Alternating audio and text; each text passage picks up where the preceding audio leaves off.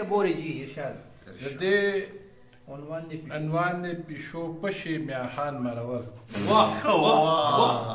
سرنامه دې په هټ کړل میاخان مرور کلمات وی چې پشي او کله بل ته وی چې پشي او ته په خپل باندې پشي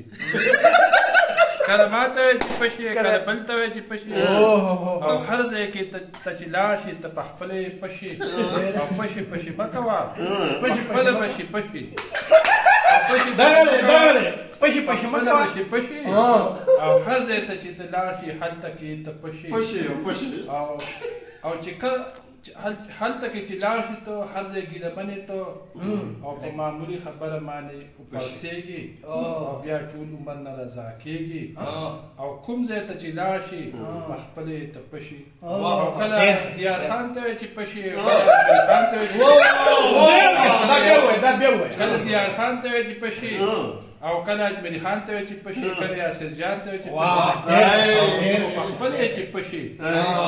پشي پشي چې پشي او کله ما ته وایي چې پشي کله بل ته وایي چې پشي او کله پیشو ته وایي چې پشي او په خپلې ته پشي او کله بل ته وایي چې پشي او څه چې شي او چې په خپله شي پشي نو په عمر نه رضا کېږي بیا